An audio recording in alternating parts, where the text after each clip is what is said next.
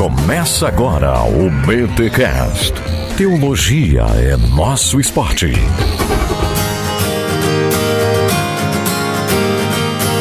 Muito bem. Começa mais um BTcast, de número 393. Eu sou Rodrigo Bibo e money, que é good night não have.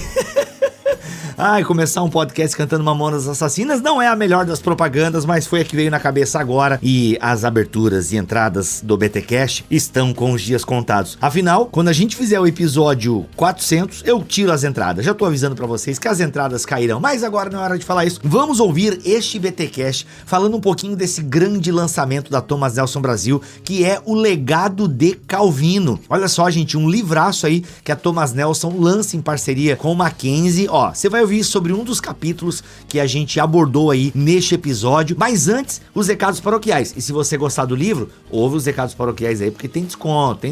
E tem uma novidade. Você que não me acompanha nas redes sociais, você que não tá por dentro da grande novidade do Bibotalk, ouve os recados paroquiais aí, vai.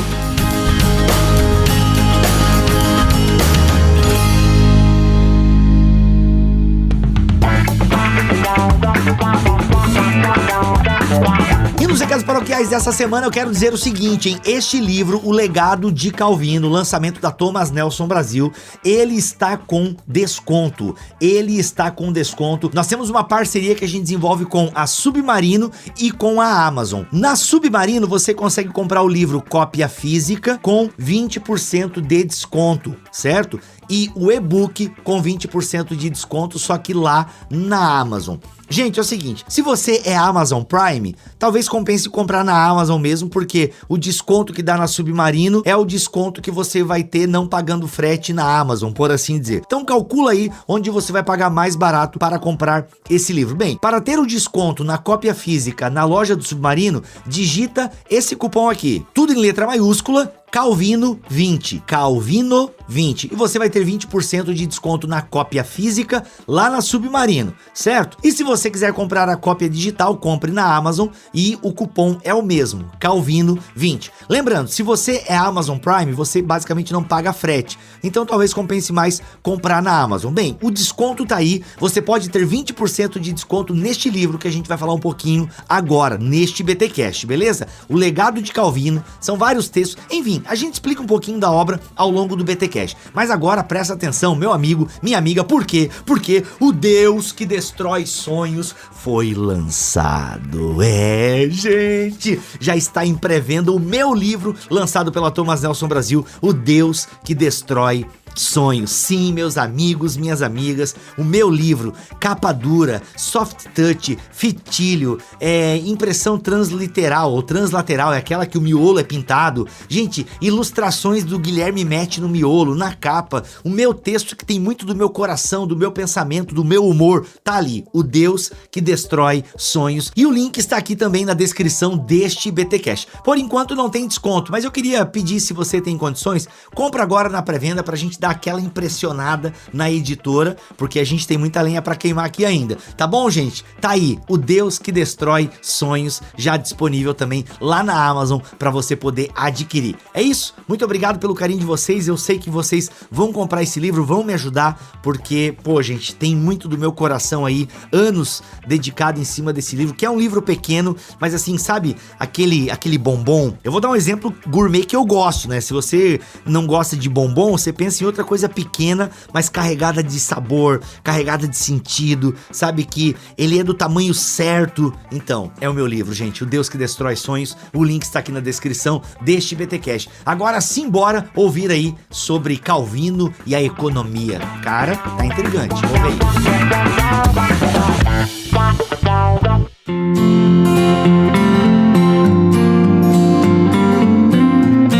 Estamos aqui para falar sobre o legado de Calvino. Para você que acompanha o Bibotalk, sabe que nós temos uma série de podcasts com a teologia de Calvino, né? Sobre a biografia, aspectos da teologia de Calvino.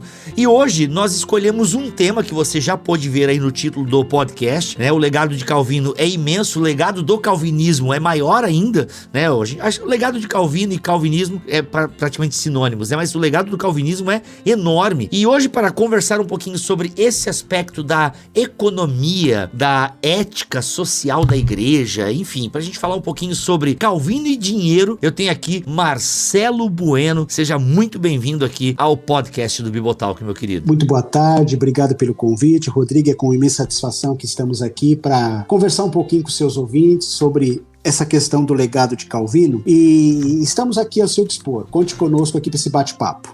Legal. Professor, antes da gente falar um pouquinho, né, da questão do dinheiro, e aí, será que Calvino é o pai da teologia da prosperidade mesmo? Será que ser rico era um sinônimo de ser um predestinado? Antes de nós falarmos um pouquinho desses temas que circulam aí na internet, que a gente vê algumas pessoas utilizarem e tal, e o Weber cita Calvino toda hora e por aí vai, não sei o que, não sei o que lá. Antes da gente falar um pouquinho desses temas, eu queria que você falasse um pouquinho desse projeto. A gente tá usando aqui como base o livro O Legado de Calvino, a influência calvinista na teoria e na praxis humanas contemporâneas, né? Um livro aí lançado pela Thomas Nelson Brasil, que foi organizado por você e os professores do Mackenzie. Fala um pouquinho desse projeto para nós. Bom, esse projeto ele surgiu lá na nossa universidade. Nossa universidade é a Universidade Presbiteriana Mackenzie, e quando lá em 2017, por ocorrência dos 500 anos das comemorações da Reforma Protestante, nós idealizamos um projeto de pesquisa, inclusive conhecer em loco, em Genebra, na Suíça,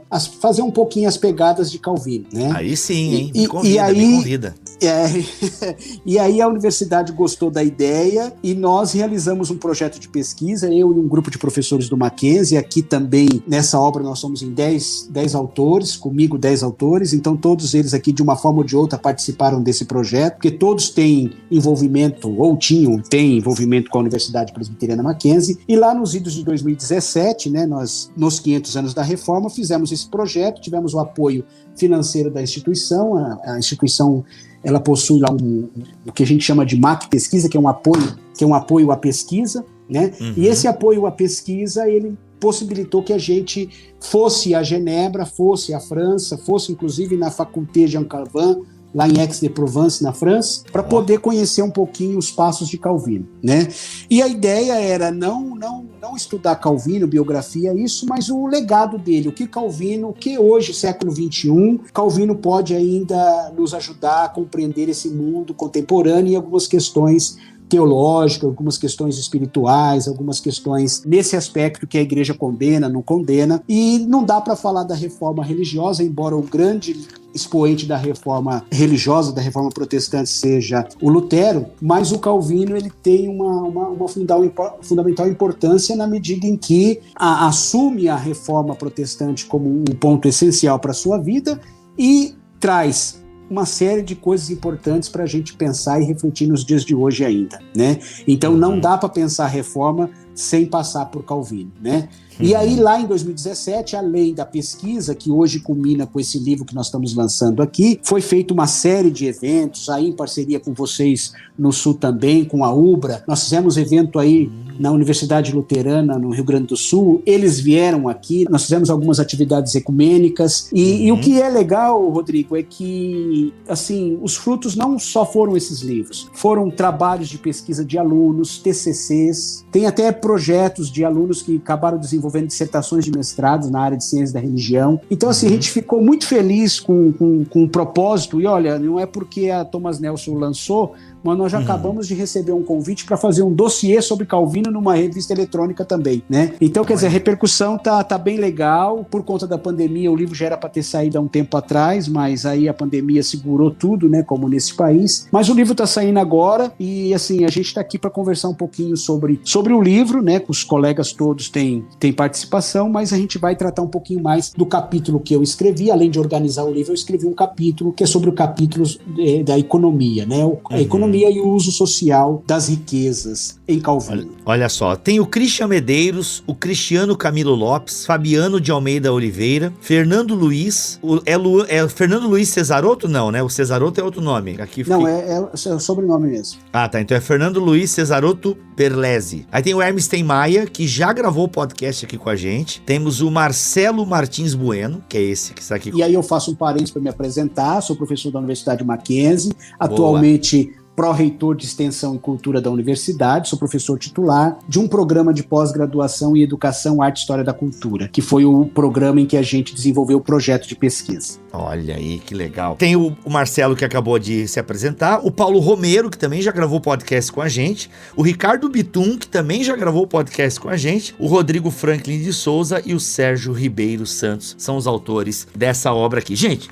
já que estamos falando rapidinho... Uma curiosidade, não te cortando, Rodrigo, o professor Rodrigo Franklin é professor nosso no Mackenzie e hoje é professor na Faculté Jean Calvin. Tá lá, mudou-se com a família para a França, tá lá no sul da França, tá lá pertinho de Marseille, tive a possibilidade de visitá-lo lá, lugar maravilhoso, e conhecemos lá a Faculdade João Calvino, no sul da França, em que só tem especialista no autor aí também, e o Rodrigo nos brindou com um capítulo aí também no nosso livro. Ele era professor do Mackenzie, era o coordenador de Ciência da Religião do Mackenzie, passou num concurso lá dessa faculdade, né, em primeiro lugar, e foi para a França, e aí eu não sei se eu iria, se você iria, né, Rodrigo? Olha aí, poxa, passar em primeiro lugar, parabéns. Passou em primeiro lugar. Legal. Muito bom. Gente, então olha só, tem a questão das escrituras, os antecedentes agostinianos da teologia de Calvino, legados pela tradição medieval e pelo humanismo renascentista. Aí tem as artes, né, a influência de Calvino, né, nas artes, na literatura, na economia, o uso social das riquezas, educação, a ética social, a civilização moderna e as ciências. Olha só, então um livro que vai trabalhar o legado do calvinismo nessas áreas. Muito bem, professor, entrando então especificamente no seu capítulo, a questão da economia. Calvino e a bufunfa, poderia ser o título do livro, do capítulo. Brincadeira. Calvino e o dinheiro. E aí, como é que o reformador de Genebra lidava com a questão monetária, bênção, prosperidade? E eu imagino que você já deve ter ouvido, né, a brincadeira que eu fiz no começo ali, mas que atribuem mesmo a ideia de que Calvino falava de que a riqueza é um sinal da predestinação, de que Calvino é o pai da teologia da prosperidade, de que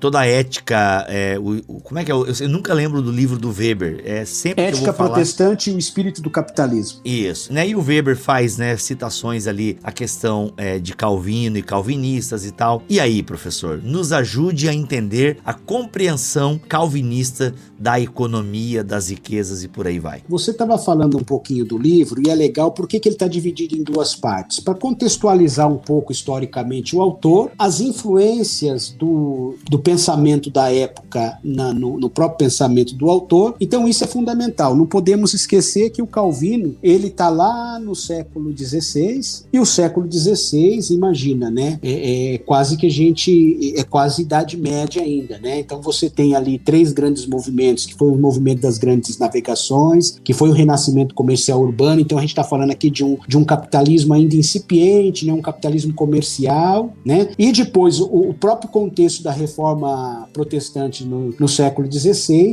o século XVII de um século importantíssimo de mudanças, que culmina depois com o iluminismo no século XVIII, que basicamente o legado da sociedade contemporânea está aí no século XVIII, em que os ideais do iluminismo, porque o iluminismo não pode ser entendido como um movimento isolado desse contexto histórico. Então eu digo que o iluminismo ele começa com as grandes navegações. Então são as grandes navegações no século XIV, é o renascimento comercial urbano no século XV, é a reforma protestante do século XVI, são os movimentos dos filósofos teóricos do século XVII, né, do liberalismo, e culmina com o século XVIII com o iluminismo. Então, se a gente contextualizar o Calvino lá no século XVI, concorda que ele está muito mais próximo ainda daquelas questões medievais do que da nossa história, que é a história contemporânea. Então a gente não pode negar, porque aqui fica um convite então para o livro, né, entender os antecedentes de Calvino. Né? Contextualizar o autor é fundamental. Todo autor, ele é fruto do seu tempo, né, Rodrigo? Não dá pra gente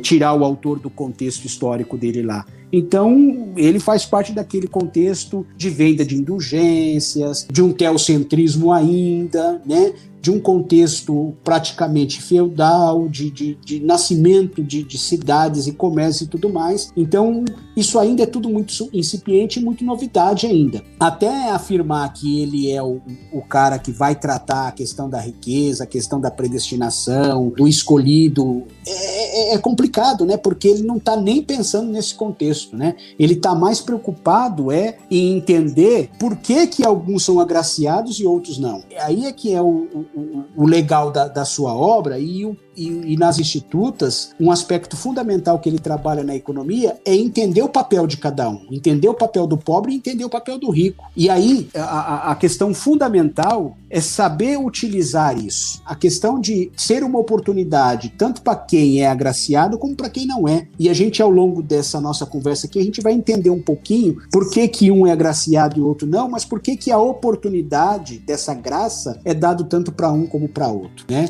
Deus é proprietário de tudo, né? Calvino trabalha com a ideia de propriedade, porque quando se fala de riqueza, não é só monetário, mas aqui ele está trabalhando muito a questão material mesmo e a questão da propriedade privada. E ele entende como Deus é proprietário de tudo, né? E é a partir daí que ele vai desenvolver a questão dos bens materiais. Não, e vamos desenvolver já, professor. Vamos já criar uma expectativa, já vamos saciar a expectativa já, né? Não, perfeito.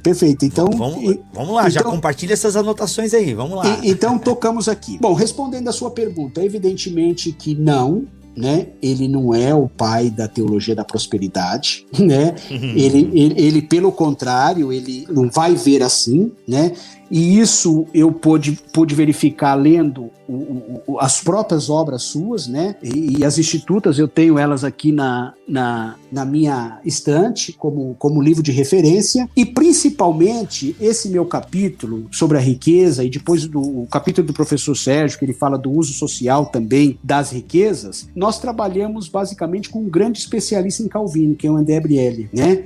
No capítulo 4, que ele chama inclusive o pensamento econômico social de Calvino, nessa obra, ele esmiuça todas as institutas. Então nós partimos dessas duas obras, a própria obra do Calvino e a própria a obra do Brielli, né, para entender esse contexto, portanto, e dizer, olha, não é isso não, tá? O Calvino, ele é um grande conhecedor da natureza humana, né? Eu tenho formação em filosofia, minha formação toda é em filosofia. Eu fiz graduação, mestrado, doutorado em filosofia. E na filosofia, os filósofos que trabalham a sua filosofia a partir da concepção de que existe uma natureza humana, ele tem uma concepção, como o autor que eu trabalho, por exemplo, que é Thomas Hobbes, que é um autor lá do século XVII, está um pouquinho depois do Calvino, né?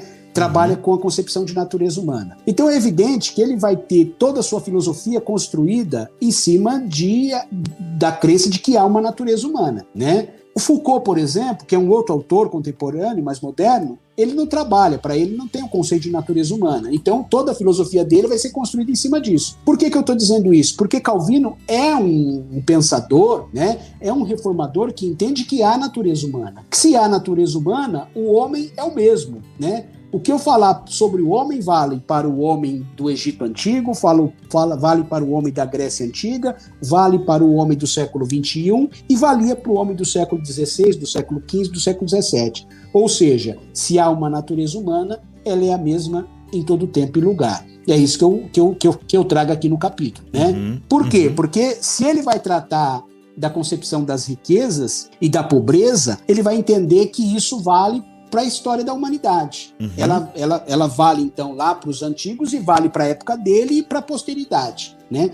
E aí que está. O problema não está aonde? Na questão material em si, na propriedade, no dinheiro, na aquisição. O problema está no homem, né? Os homens são dotados de razão e de paixão. Então, racionalmente, ele até pode entender e querer utilizar racionalmente a sua riqueza, né? Mas, por outro lado, ele tem o seu espírito passional, né? Aquilo que é movido, que muitas vezes a razão não controla. E o Calvino entende isso também. Ô, Rodrigo, às vezes a gente pensa assim, né? Pô, o cara tem tanto dinheiro e ele quer mais, e ele quer mais, e ele quer mais. É isso que o Calvino vai condenar. Por que ele quer mais? Ele acaba não tendo esse controle do seu lado emocional. Ele vai sempre acumulando, e às vezes muitas vezes a gente pensa assim, poxa vida, o cara já tem tanto, e ele quer mais, a geração dele, 3, 4, 5 gerações para frente dele já estão garantidas pelo acúmulo que ele tem, mas ele está querendo mais. E outra, né? Tá querendo de formas terríveis como são adquiridas essa riqueza, né? Você tem que ter um limite, né? Você tem que saber até onde vai. E é isso que ele vai dizer, né? É isso que ele vai... Ó, aqui é o seu limite, né? Você tem que saber fazer isso aqui um uso mais racional, né?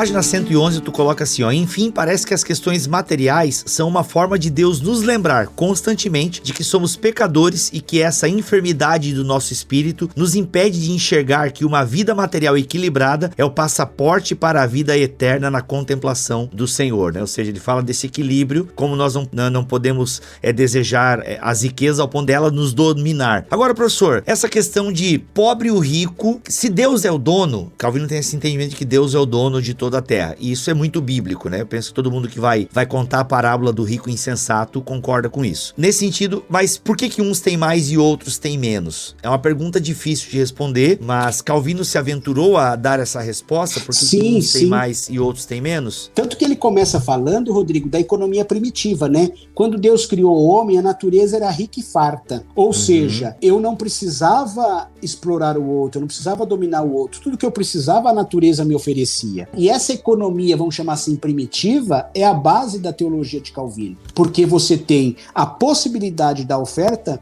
de uma riqueza para todo mundo. Então, por que tem a riqueza e a pobreza? Porque o indivíduo acabou se apropriando e à medida em que ele monopoliza, vai faltar para alguém, né? Então, aquela economia primitiva que tinha um papel preponderante de olha, mostrar para o homem, tá aí tudo para vocês. A própria Bíblia diz, se Deus alimenta até os passarinhos, até os animais, por que ele não vai cuidar do homem, né? Que é o seu filho mais amado. Então, as Sagradas Escrituras têm essa compreensão também. Mas o mais interessante é que a oportunidade que nos é dada é o equilíbrio, né?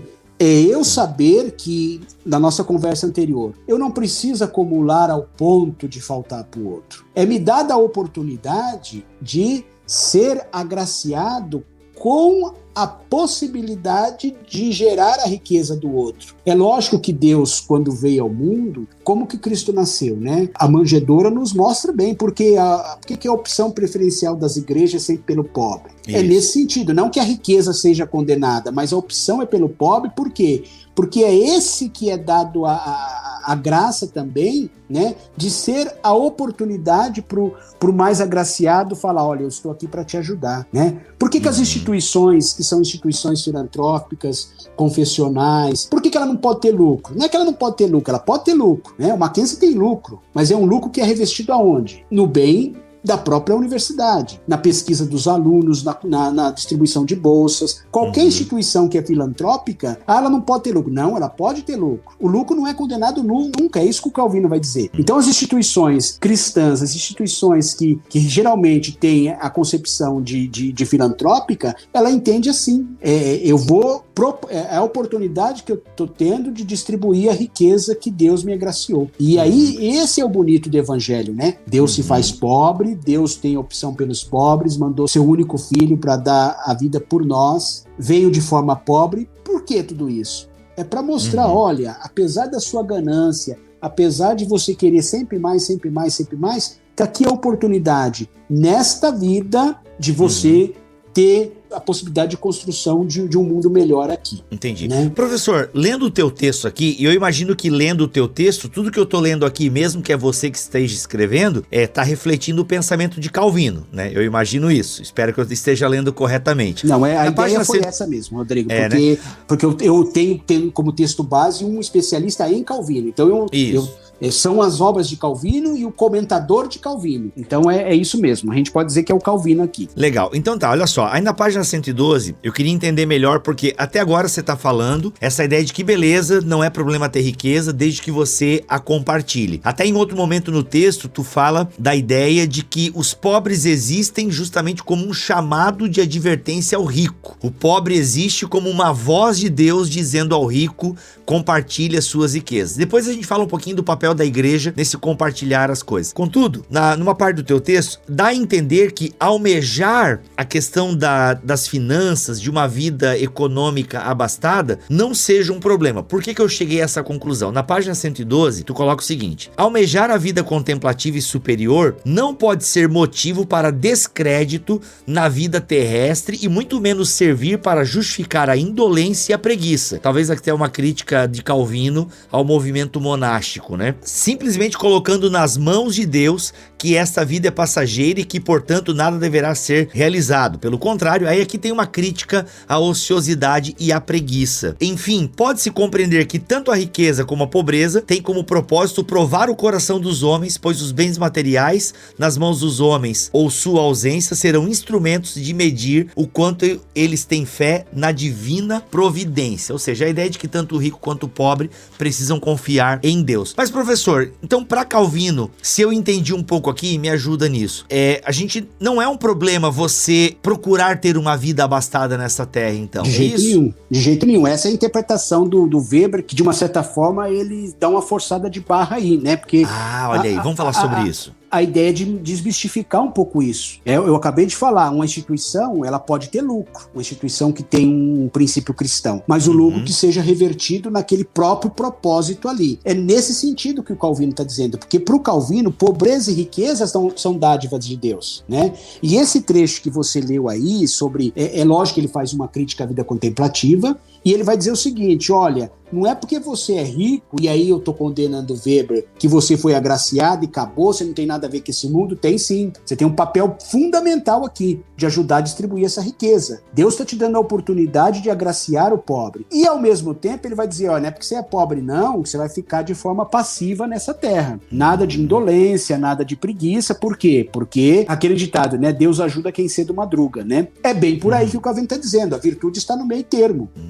Vamos resgatar o Aristóteles aqui, né? Então tudo que é em excesso sobra, não é isso, Rodrigo? Então o Calvino está dizendo isso, ele falando, ó, há uma crítica à questão contemplativa, há uma crítica de uma igreja, evidentemente, que o Calvino está pensando aqui numa igreja mais atuante, numa igreja mais com papel social importante, né? Deixar aquela igreja que tinha o monopólio do poder e que tudo vendia e que tudo fazia, as pessoas vinham até ela, bastava um toque na mão, né? E o Calvino vai dizer, não, a igreja, ela por ação do Espírito Santo, ela tem um papel fundamental aqui. Ela não pode ficar como essa igreja até o século XV e XVI fazia, de simplesmente explorar, e tudo aquilo que você conhece, e os nossos ouvintes devem conhecer também, sobre o contexto do nascimento da Reforma. Então a própria Reforma, e depois, alguns anos depois, a própria Igreja Católica reconhece a importância da Reforma, e vai dizer, olha, se não fosse a Reforma, nós não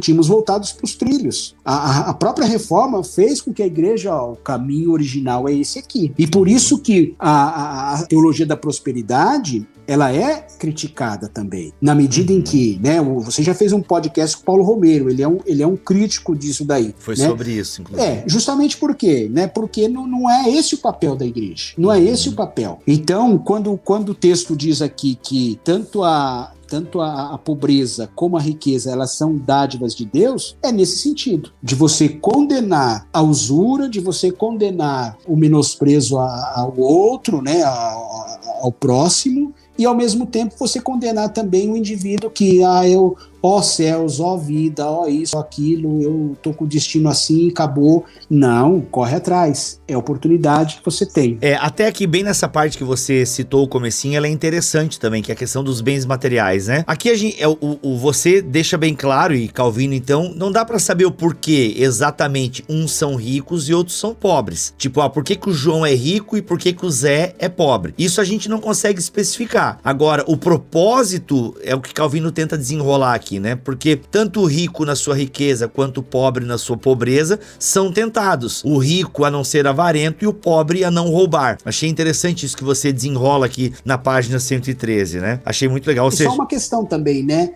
E não é porque Deus deu pro Rodrigo a riqueza e me deu a pobreza, que Deus também é bom para você na sua concepção e ele é ruim na minha concepção. Também não é isso que o Calvino vai dizer, né? Deus está além dessas questões de nomenclaturas humanas. Então Deus também não existe uma avareza divina. Não é porque eu sou esse que não fui agraciado que Deus também é avarento. Não. Primeiro, na verdade, o que o Calvino, de uma certa forma, ele explica assim, aquele conceito de natureza humana. Por isso que nas Institutas ele vai dizer, no princípio Deus criou tudo com fartura. Pouco eram os homens e a natureza rica e farta. O que significa pouco eram os homens e a natureza rica e farta? Que tinha mais do que a gente precisava. Mas o problema é a posse, né? O problema é o homem. O problema foi o crescei-vos e multiplicai-vos. Entendeu?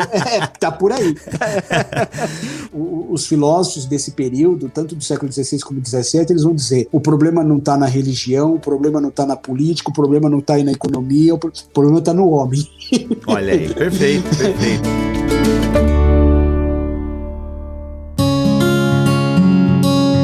Professor, nessa ideia do rico compartilhar com o pobre, e pelo que eu entendi do texto, Calvino via a igreja como este hub, né? A igreja como esse hub, como este local onde essa distribuição acontecia. Na verdade não é Calvino, né? Calvino só tá lendo o livro de Atos dos Apóstolos, glória a Deus por isso, por Calvino ser um homem bíblico. Mas como é que fica isso? Eu não entendo muito de economia, eu imagino que tu deve entender alguma coisa até por se aventurar nesse capítulo, né? Mas se o rico compartilhar a sua riqueza, não vai chegar um momento em que ele vai deixar de ser rico e consequentemente parará de compartilhar? Ou é esse mesmo objetivo, a igreja ter uma igualdade não existe, né? Mas uma igualdade. É uma equidade, né? Pois é, a equidade é a ideia do reconhecimento justo do direito de cada um, né? Então como é que fica isso? Vamos tentar entender. Beleza, a igreja é esse local onde nós repartimos as riquezas. Mas e se eu repartir ao ponto de eu não ser mais e também começar a precisar de um outro rico que ainda vai aparecer? Enfim, deu pra entender mais ou menos a escadinha? Não, deu pra entender. O que ele chama atenção é que a igreja vai fazer esse papel. E aí você já matou a charada, na medida em que a igreja, guiada pelo Espírito Santo, é ali que se realizam os sacramentos, é ali que está presente espiritualmente ou não o nosso Salvador e tudo mais, né? Então a igreja, ela é instituída pelos apóstolos como a possibilidade de tentar manter esse reino aqui na terra, né? Então, por isso que ele chama isso a igreja. É a igreja que vai, de uma certa forma, ter o papel político. Por isso que eu tô falando para você, não dá para entender o autor se não contextualizá-lo, né? Então, você tá muito mais próximo ainda de característica da sociedade do feudalismo do que da sociedade de economia de mercado e tudo mais, né? O capitalismo não é um capitalismo nem industrial ainda, né, Rodrigo? É um capitalismo... É verdade, cara. É um capitalismo comercial ainda, né? Então não dá para dissociar. Evidentemente, aquela expressão vai reclamar para o bispo, ela vem lá do Império Romano, em que a grande autoridade nos feudos, quem que era? Era o padre, era o bispo. O Império Romano não tinha como ter pessoas...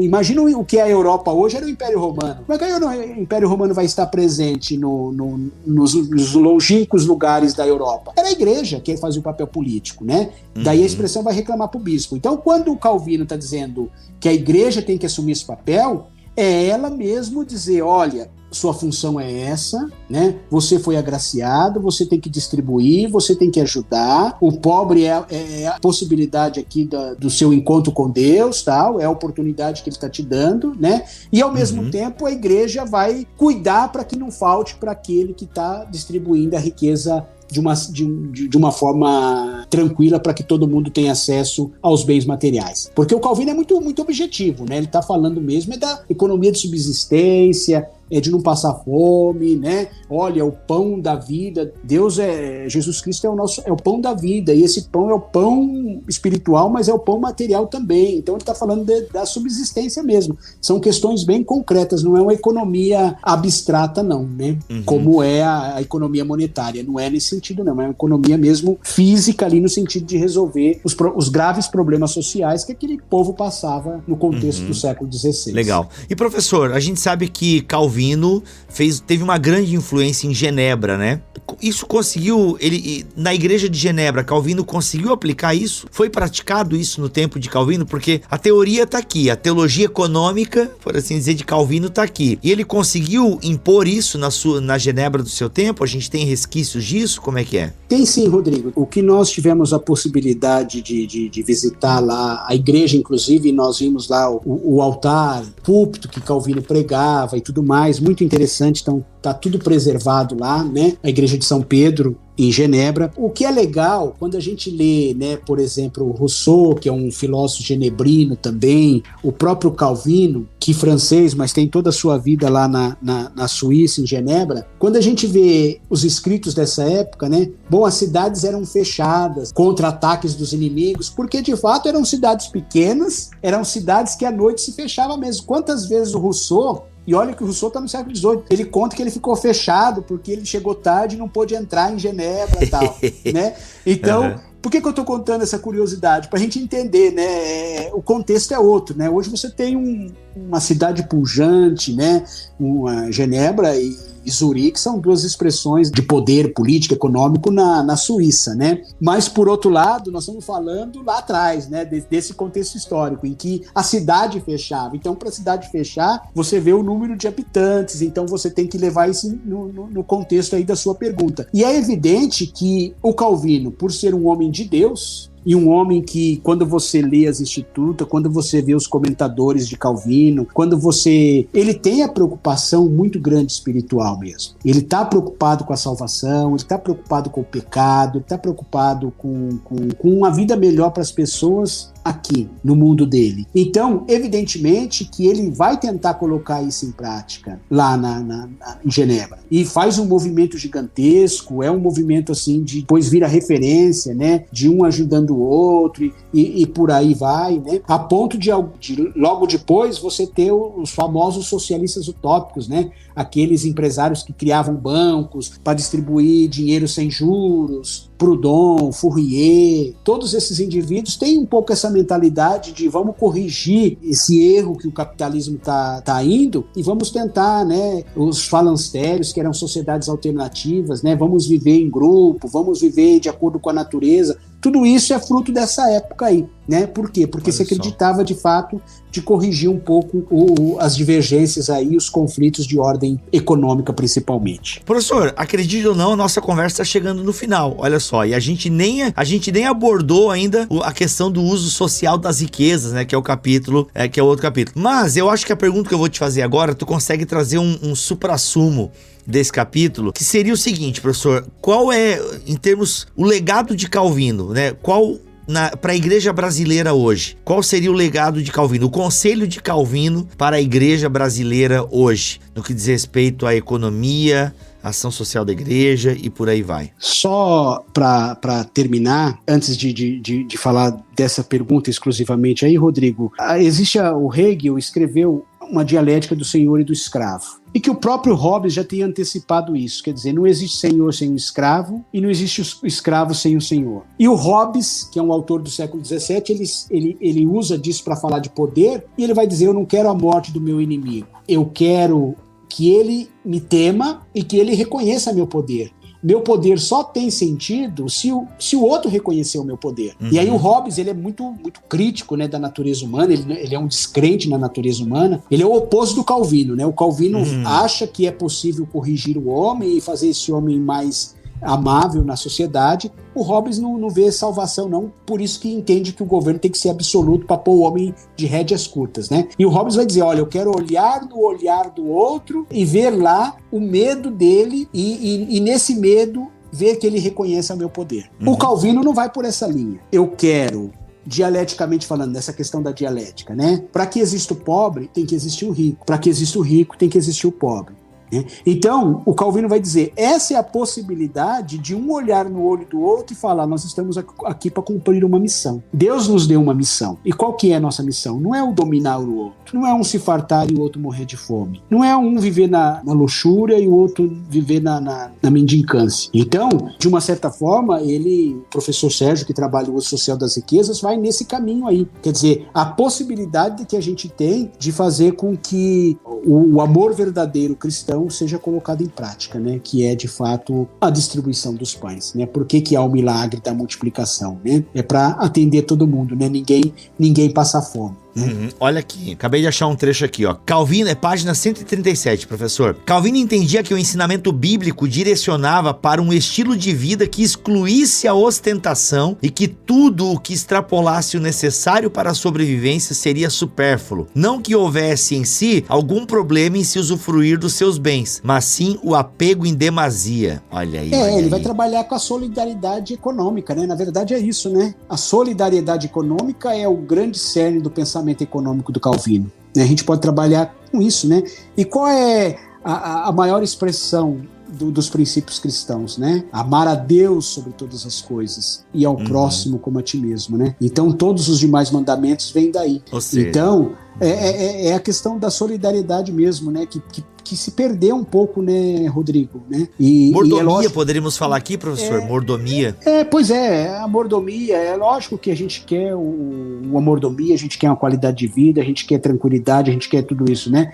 Mas você vê o seu irmão morrer ali sem a possibilidade de ter isso, né? Então, de uma certa forma, isso eu acabei não respondendo uma pergunta sua. A igreja contemporânea, ela de certo modo, né? Todos os papas pós-reforma, eles reconhecem a importância da reforma. Mesmo a igreja lançando a contra-reforma, mesmo tendo guerras sangrentas, mesmo tendo perseguição, mesmo tendo morte de todos os lados, né? Mas as igrejas hoje entendem o papel fundamental da reforma e da contra-reforma, porque mostrou o caminho da igreja. A igreja estava indo para um lado muito errado, né? Então, qual é o maior legado para as igrejas contemporâneas, né? Esquecer essa bobagem de predestinação no sentido da riqueza, né? No sentido economicamente falando, e de fato ser ali um espaço de todo mundo ser agraciado, né? Esse é o mandamento maior. É amar ao próximo. Muito bom, gente. Ó, bati um papo aqui com o Marcelo Bueno, ele que organizou o livro O Legado de Calvino, a influência calvinista na teoria e na praxis humanas contemporâneas. 10 autores ou 11? Não lembro agora. 9 comigo 10. Aí, ó, 10 autores falando sobre os mais variados temas, lançamento da Thomas Nelson Brasil. Se você quiser adquirir, o link está aqui na descrição deste podcast em bibotalk.com. Professor Marcelo, sua palavra final aí para os nossos ouvintes. Obrigado, querido. Fica aqui o convite para a leitura atenta do livro, que nós falamos 5% do livro, tá? Se muito, tá? Ó, porque tem pouco. E do próprio capítulo seu a gente não falou tudo, né? Não falou tudo. Tem arte, tem educação, tem ética, tem as influências aí de Calvino. Então, aqui deixo o convite aqui para já está aí nos sites aí da Thomas Nelson, fica aí o convite para a leitura atenta do livro. E assim, não é um livro de autoajuda não, né? É um livro para tentar compreender os princípios da reforma religiosa, da reforma protestante, e principalmente que o livro seja um instrumento aí de crescimento espiritual. Eu falo isso porque ao ler Calvino, ao escrever, ao fazer pesquisa, a gente tem que ser tocado, né? Eu acho que o conhecimento ele só tem sentido e significado se nos toca. Né? É aquela ideia, né, de que você faz aquilo que você gosta, você não trabalha nunca, né, Rodrigo? Então, quando você escreve, quando você lê, acho que filosofia, teologia, religião tem que fazer a gente uma pessoa melhor, né? Então, que sirva, né, a obra aí, a todos aqueles que tiverem a oportunidade de ler, que ela sirva de fato para um crescimento espiritual, que é o mais importante nesse mundo aqui. Obrigado muito pela oportunidade, gente. Rodrigo. Eu que agradeço a presença, professor, muito obrigado. Gente, voltamos na semana que vem, se Deus quiser e assim permitir. Fiquem todos na paz do Senhor Jesus.